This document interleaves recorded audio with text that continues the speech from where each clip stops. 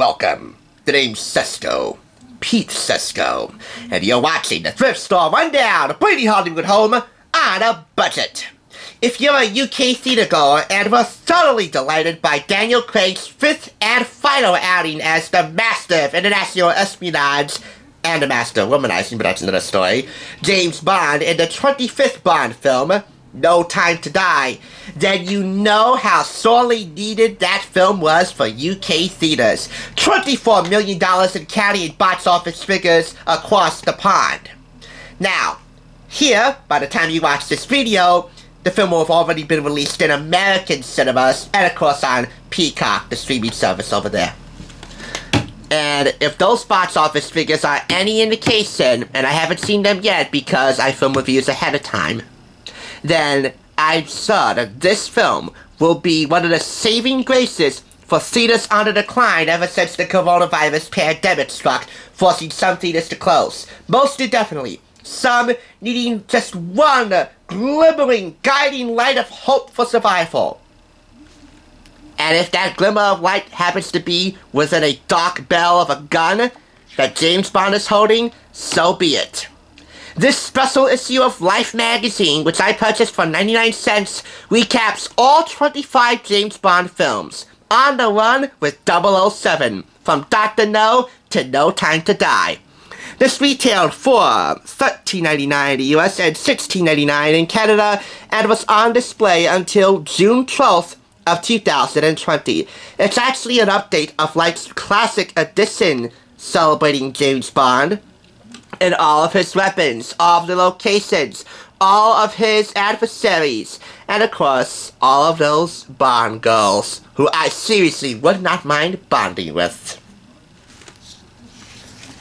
From film to film, photo to photo, in front of and behind the camera, you get the real history, the real story of James Bond, Ian Fleming's most enduring creation, and Albert and Barbara Broccoli's most enduring adopted child, so to speak.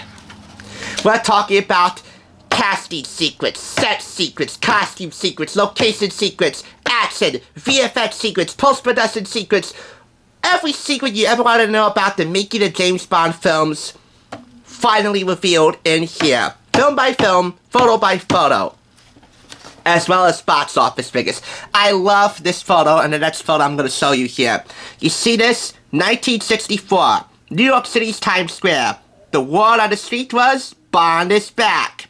Sean Connery, Goldfinger, one of the baddest of badasses there ever was in James Bond films. More than half a century later, 007 is as lethal as ever. I love this photo in conjunction with the next because this was taken at the DeMille Theater right here. And you see here on the bottom, street here leading to the DeMille Theater, how it's relatively empty here on the sidewalk. Have a close look at that. Relatively empty leading to the DeMille Theater. I highlight the next photo, and it's about as crowded as a San Diego Comic-Con meet and greet with Timothy Dalton or Pierce Brosnan or Sean Connery if he was still with us. God rest his soul. Those are Bond fans. Well dressed, I might add. This was the 1960s after all. Ready to crowd this Walter Reed Theater to see their favorite international master of espionage once again. As far as the box office figures go, they range from fine, decent numbers at the box office to boffo, excellent box office figures. And beyond boffo, with Goldfinger being one of the prime examples, the game changer as Life calls it, those are to die in the signature opening title sequence for box office figures. In tribute to Daniel Craig, noting that this is indeed his flawed yet still grand curtain call, we're going to be highlighting in chronological order all 5 of his films.